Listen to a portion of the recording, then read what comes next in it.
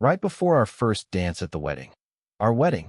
My wife stood up, took the microphone, and said, "This dance is for the man I've always admired." Then she walked right past me and took my brother's hand. The whole room clapped like it was some touching tribute.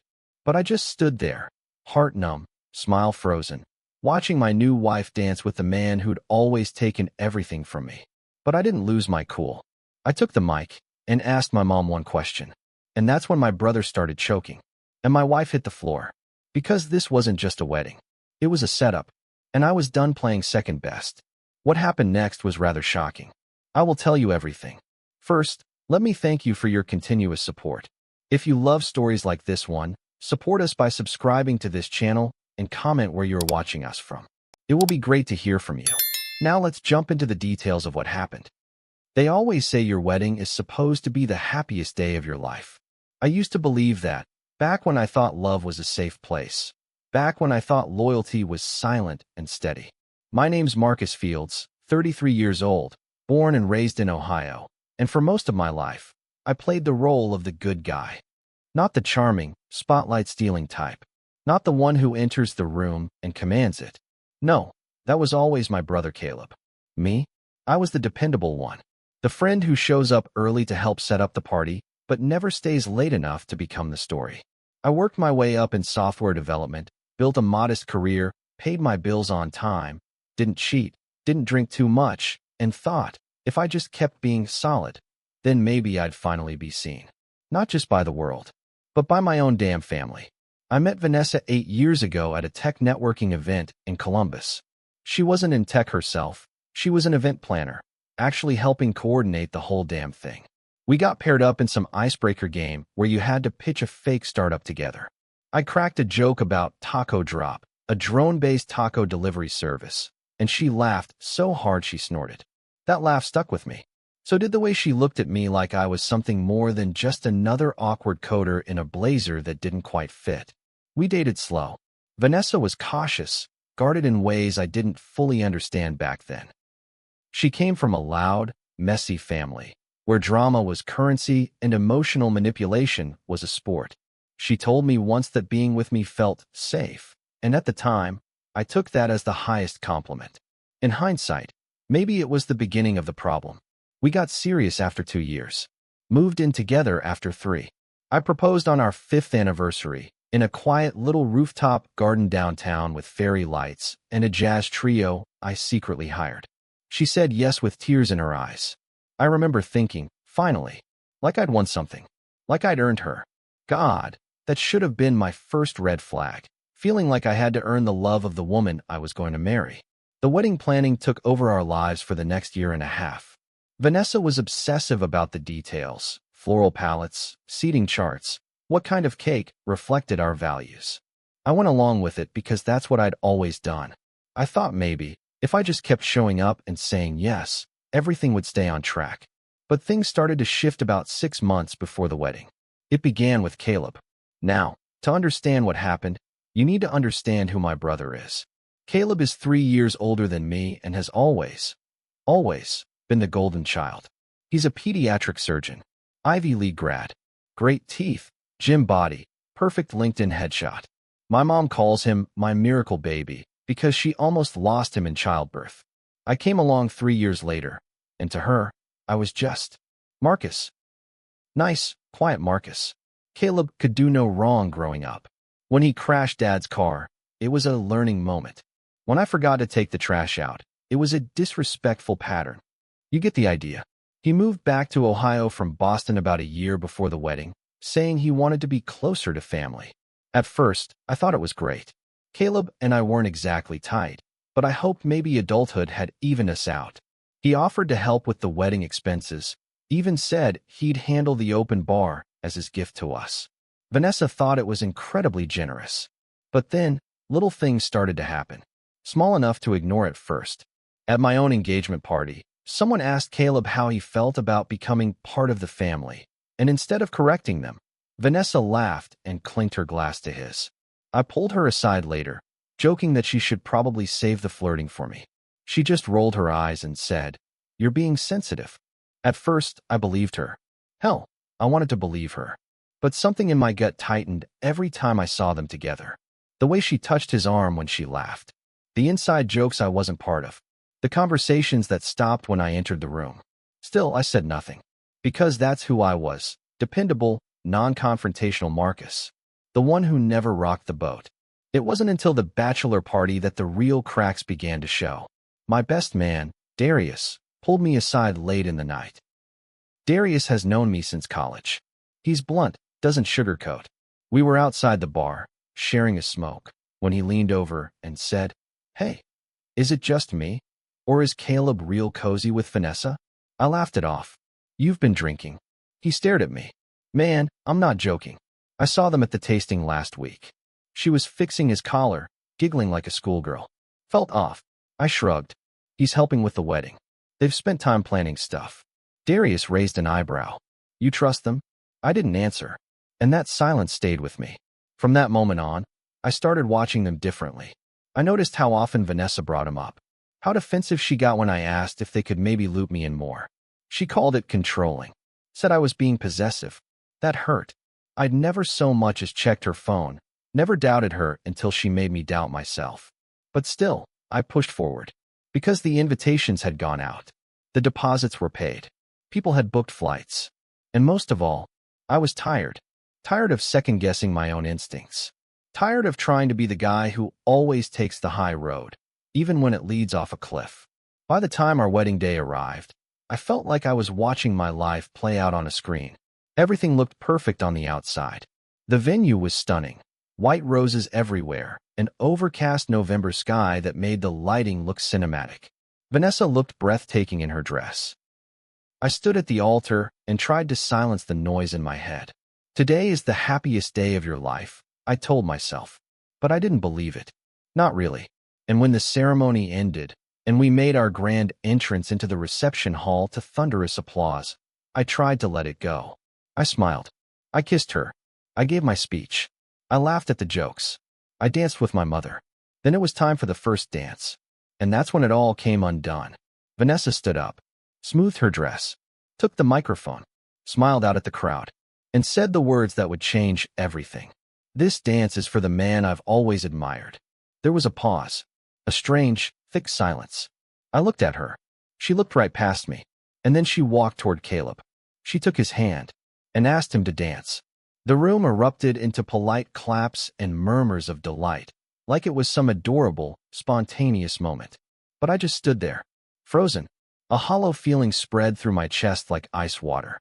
I watched them sway together under the soft lighting, and all I could hear was the sound of my own heartbeat.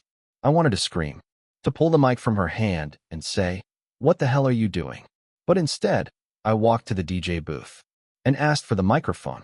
I could feel the mic trembling in my hand, not from nerves, but from something deeper, older. Rage, maybe, or betrayal that had finally clawed its way up from my gut and refused to stay buried. My fingers curled tight around the bass as I stood there, watching my wife. No, the woman who used to be my wife in every way that mattered, move slowly across the dance floor with my brother like she had just declared her heart to the world. The applause still echoed, though it had softened.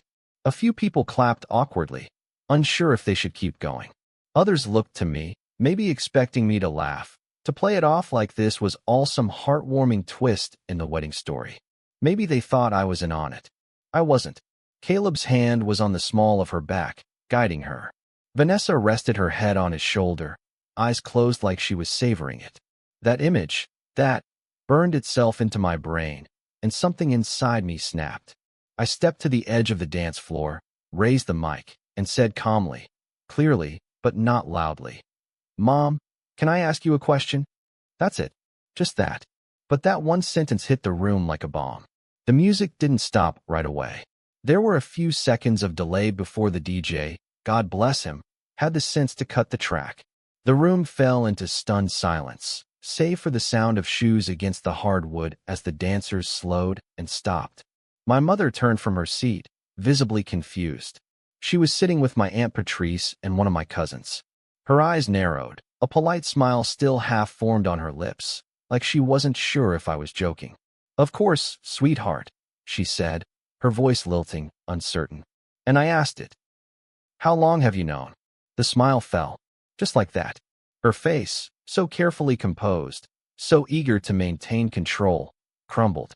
Her lips parted, but no words came out. She looked from me, to Caleb, then to Vanessa. And that's when it started. Caleb pulled away from Vanessa, but his hand lingered for half a second too long. I saw his throat bob as he swallowed, his entire body going rigid like a man standing at the edge of a cliff, just realizing how far he had to fall. His mouth moved, but no sound came out. Just the small, guttural noise of a man choking on his own guilt. And then Vanessa collapsed. It wasn't dramatic at first. Her knees buckled, her body sagging into Caleb. I thought she'd just stumbled. But then she went limp, like something in her had shut off. Caleb caught her by the waist, but his reflexes weren't fast enough. She hit the floor, her hand smacking the wood with a dull thud. Gasps. Screams. A few people jumped up from their seats. Someone shouted, "Call 911," but I didn't move. I didn't even blink. I just stood there, mic in hand, watching the scene unfold like I was outside of it. Detached. Numb. I wasn't worried about her. I knew exactly what that collapse was. It wasn't medical. It was guilt. And it was finally catching up. The bridesmaids crowded around her, fanning her, shouting her name. Caleb hovered, frantic, trying to lift her head, but she turned away from him. I saw her lips move, whispering something I couldn't hear. Her eyes were squeezed shut, hands clenched into fists like she was trying to squeeze the truth back in. But it was too late. The truth was out now, and there was no undoing what had just been done. I stepped down from the raised platform and walked, calmly, deliberately, past the chaos. Past the woman who had taken vows with me only hours before. Past the brother who had smiled in every wedding photo like he hadn't been stealing what wasn't his to take. Past the family who had clapped when they thought this was some sweet moment of shared affection. Past all of them. And I went straight to Michelle. Michelle wasn't just my cousin. She was my lifeline. She had warned me months ago, pulled me aside at a family dinner when Vanessa had gone to the bathroom and Caleb had stepped outside to take a call. She looked me dead in the eye and said, "Marcus, don't ignore what you're seeing. Something's off. I don't know what, but it's there." I brushed her off then, told her she was reading too much into it, that Vanessa and Caleb were just getting along. But she saw through it. Now, as I approached her table, Michelle stood. She didn't look surprised. Not one bit. She didn't say, "Are you okay?" or "What happened?" She just nodded, her eyes sharp and sad all at once. "You ready?" she asked. I nodded, and we left together. The reception hall erupted behind us, shouting, scrambling, people calling Vanessa's name, trying to figure out what had just happened. But I didn't look back. I never do when I burn bridges. Because the truth is, I already knew they were never going to hold my weight. People always assume betrayal happens in a single moment. A kiss caught, a text discovered, a lie told too loudly to go unnoticed. But that's not how it happened for me. My betrayal was a slow drip.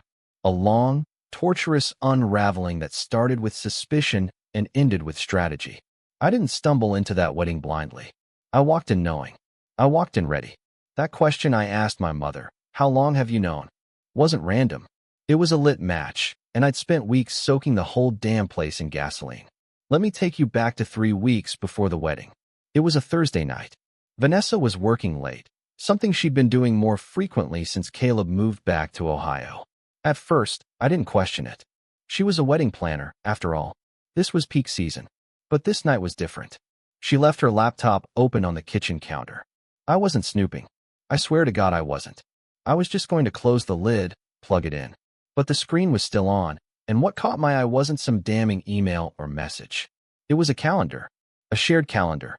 Between her and Caleb. There were recurring events marked W in pink and C in blue. A strange color scheme for two people who shouldn't need to coordinate that much outside of helping with a wedding. I clicked one. The location was a boutique hotel near downtown, not the venue. And the description? Final walkthrough. Except we'd already done that together. Twice. I didn't confront her right then. I did what any man who's been gaslit his entire life would do. I second-guessed myself. I told myself I was imagining things. That maybe she and Caleb were checking something for me. A surprise. But the next day, I called the hotel. Said I was confirming a reservation under my brother's name. The front desk woman paused. Yes, we have Mr. Fields checking out today. I asked if anyone else had been staying in the room. She said, yes, he had a guest listed, a Ms. Vanessa Monroe. And just like that, every excuse I'd ever made for them turned to ash in my throat. I didn't yell, didn't cry. I just sat down, stared at the floor, and felt the deepest kind of emptiness I've ever known. Not anger, not even heartbreak, just silence. But eventually, that silence turned into clarity. I wasn't going to confront her in private. I wasn't going to scream or beg or give her the satisfaction of watching me break. No, I was going to bury her with the truth and in front of everyone who clapped for that first dance. But to do that, I needed to be sure. I needed proof. And I needed to know how far the rot had spread. So I started asking questions. Quietly, strategically. I asked my cousin Michelle to come over one night. She didn't hesitate. You were right, I told her. There's something going on. She didn't say, I told you so. She just listened. I need your help, I said. And she gave it, without conditions. Michelle started watching for me. Watching them. She had a friend who worked at the catering company handling our wedding and told her to keep her ears open.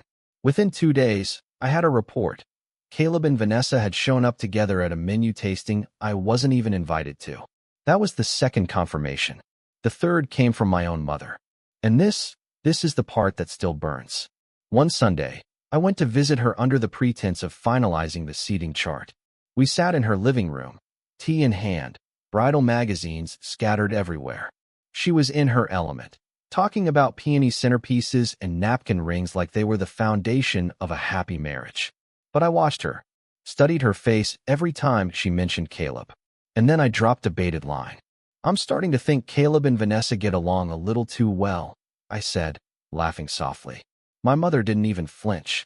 Instead, she sipped her tea and said, well, they're close. That's not a bad thing, Marcus. Close. Not, that's ridiculous. Not, why would you say that? Just close. And right there I knew. She knew. My mother had known. Maybe not the details. Maybe not how far it had gone.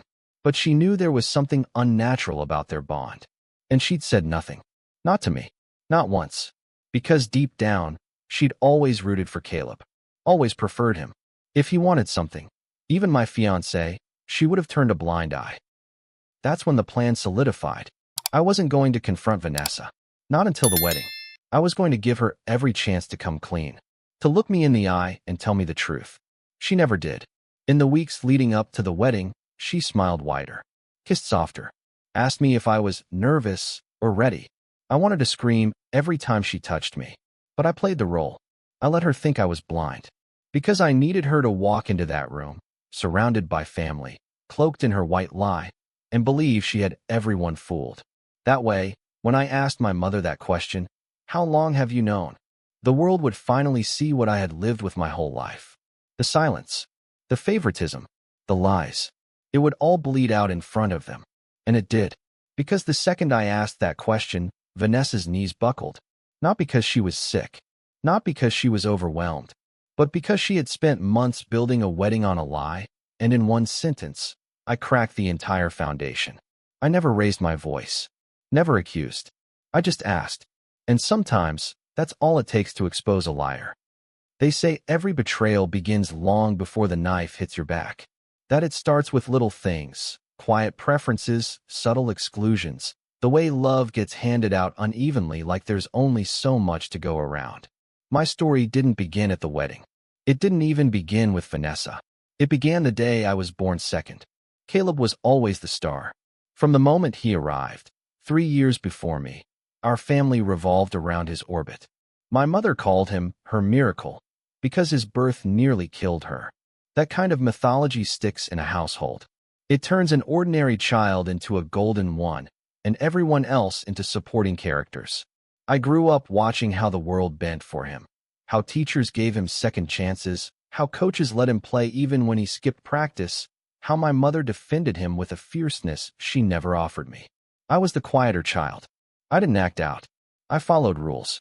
I got good grades and asked for very little. I think, in my mind, I believed that if I just stayed steady, stayed good, someone would notice. Someone would choose me. But when you grow up with a brother like Caleb, you learn quickly that being good isn't enough. You have to be exceptional to even be visible. And I wasn't. Not in their eyes. I remember one Christmas when I was 10. I had spent weeks saving up my allowance to buy Mom a necklace from the school holiday shop. It was cheap, probably tin, but I wrapped it in tissue paper and wrote her a card that said, "Thank you for always loving me, even when I'm not the loudest." She opened it and smiled politely. "Thank you, Marcus." An hour later, Caleb handed her a framed photo of the two of them from his football banquet. She burst into tears and called him her heart. That was the first time I truly understood what it felt like to be overlooked in your own family. It only got worse with age. Caleb aced his SATs. I did fine. He got into Penn. I went to Ohio State. He became a pediatric surgeon. I built a career in software, not glamorous, but solid. Yet no matter how far I climbed, I was always playing catch-up. At family dinners, Mom would introduce us like this. "This is Caleb. He's a doctor, you know. And this is Marcus. He works with computers." With computers. Like I was fixing printers in a basement. Still, I kept showing up. Birthdays, holidays, family reunions. I played the part because I didn't know how not to. You don't just walk away from a family you're still hoping will love you right. And then came Vanessa. At first, she was mine. Entirely mine. We built something from scratch. She told me she felt safe with me. That I was unlike the dramatic, selfish men she'd dated before. I wore that compliment like a badge. I thought, finally, someone who sees me for me. But looking back, I realized something awful. Vanessa didn't choose me because she saw me. She chose me because I was easy. I was predictable, stable, a man who wouldn't question too much, a man who'd work long hours and assume the best, even when the truth was rotting right under his nose. Caleb met her for the first time at my birthday dinner, 3 years into our relationship. I remember exactly how it went. He showed up late, of course, and when Vanessa shook his hand, something flickered in her eyes. I told myself I imagined it. She smiled a little too long, asked a few too many questions about his work, and later that night, she said, "He's not what I expected. He's kind of charming." That's how it started. Just charming. After that, it was little moments.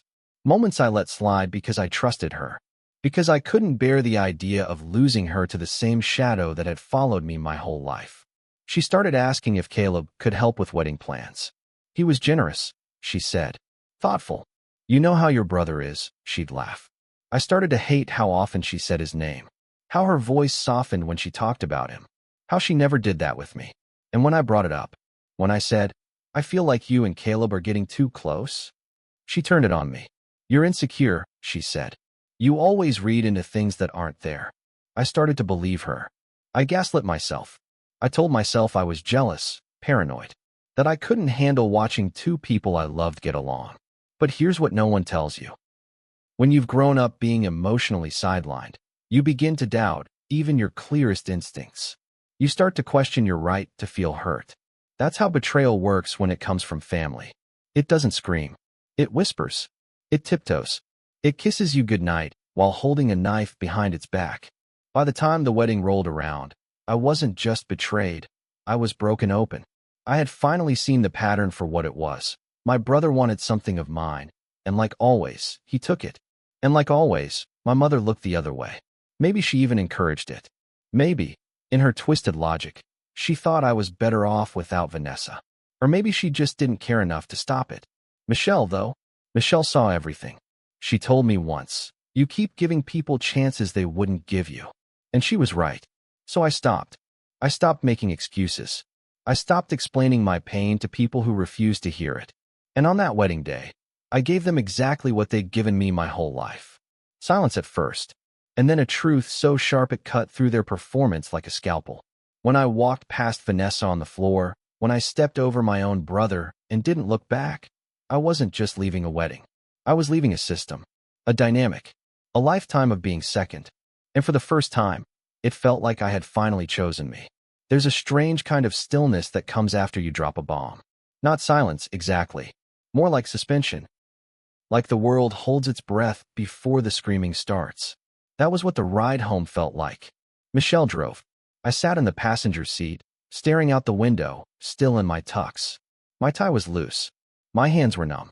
The quiet between us wasn't awkward. It was the only thing that made sense. She didn't ask if I was okay. She knew I wasn't. She didn't say, "You did the right thing." She knew I wouldn't believe it just yet.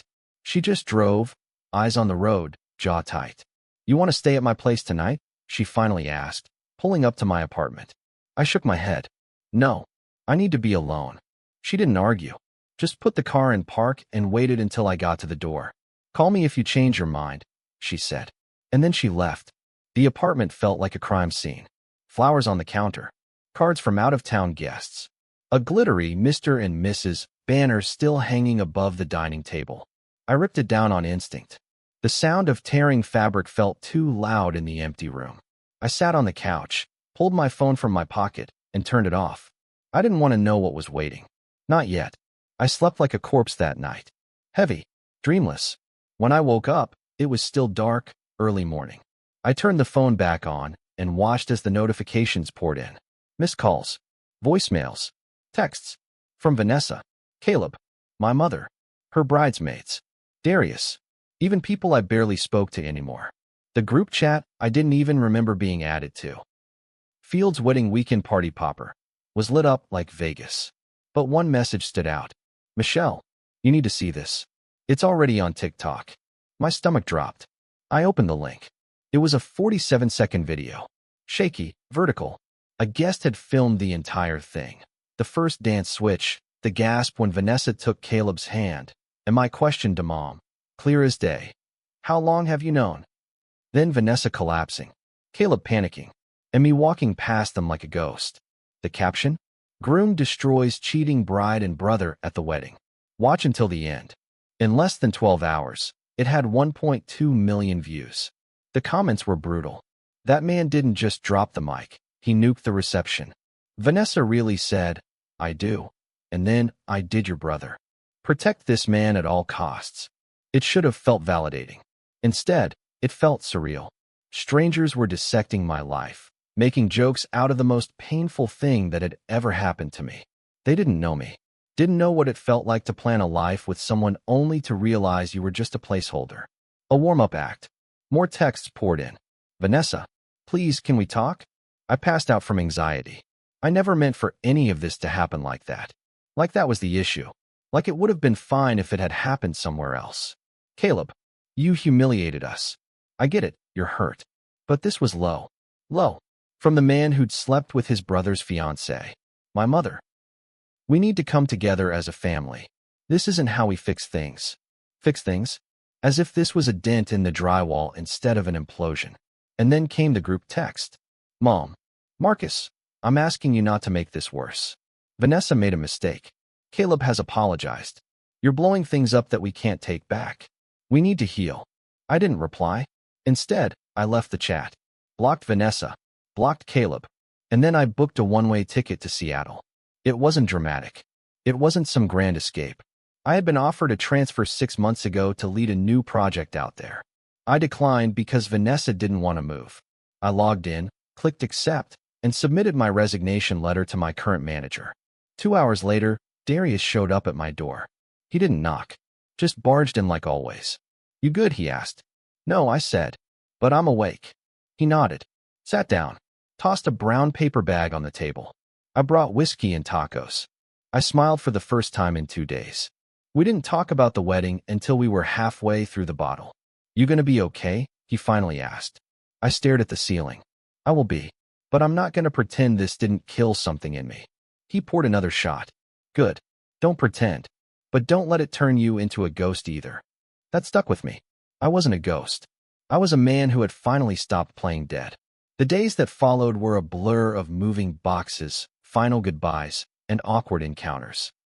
One aunt showed up with a casserole and told me to give Vanessa some grace.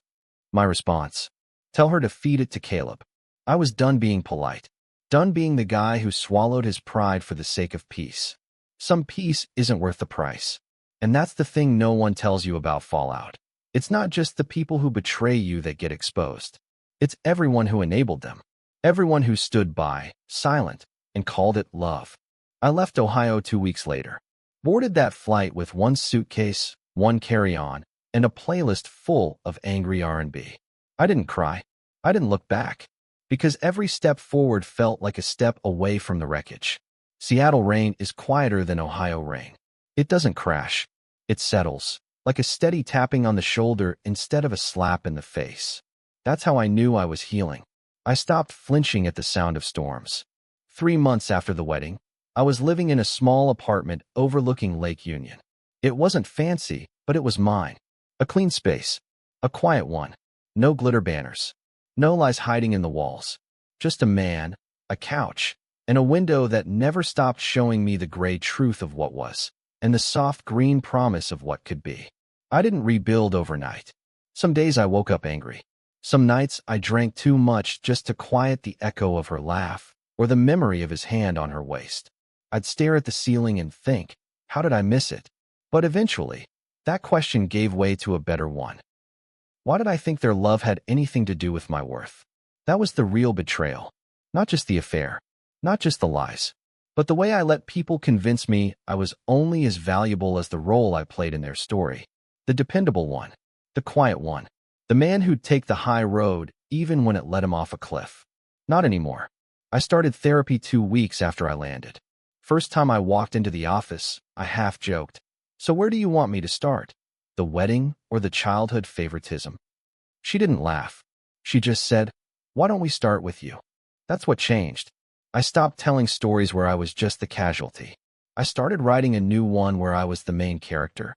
And this time, I wasn't asking for permission to be hurt. I got promoted within 2 months of moving. My team out here saw me for what I brought to the table, not for how loudly I spoke at dinner. And for once, I didn't feel like I was playing catch-up to someone else's success. I was building my own. Vanessa sent me one final message about 6 weeks after the fallout. It was long, winding, a digital confessional. She said she was in therapy, said she never intended for things to happen the way they did. That Caleb filled something in her that she didn't know was missing. That she wasn't in love with him, just addicted to being seen. "I still care about you," she wrote. "I hope you know that." I never responded, because by then, I finally understood something. Caring about someone isn't the same as protecting them, and neither of them ever did that for me. I saw a photo of Caleb on Facebook a month later, smiling, holding a kid at some charity event, teeth white, caption polished. Still the golden boy, still performing, but something in his eyes looked hollow. Guilt has a way of digging into a man, even when no one's watching. And my mother? We haven't spoken since the wedding. Michelle keeps me updated in fragments. Apparently, she's been telling relatives I overreacted, that Marcus always had a dramatic streak. Funny, I spent 33 years being too quiet, and now suddenly, I'm dramatic for refusing to be stepped on. Let her talk. Let them all talk. I don't need the apology. I don't need the explanation. Because here's what I finally learned. Closure isn't something you wait for. It's something you give yourself. You stop checking for guilt in other people's eyes. You stop trying to make them understand what they chose not to see. And you walk away, not out of bitterness, but out of self-respect. So yeah, my wedding day wasn't the happiest day of my life, but it was the most honest. And for the first time, when I look in the mirror, I see someone I actually admire, not for what he put up with, but for what he finally walked away from. I'm not standing in anyone's shadow anymore. I'm not begging to be chosen. I'm just me, standing alone, standing tall. If you've ever had to walk away from people who refuse to value you, family, partner, or both, drop a comment. Share your story. Sometimes healing starts with telling someone, "I see you. I believe you. This story was mine, but it might be yours too." And if it is, let them clap for the collapse. You'll be the one who walks out whole.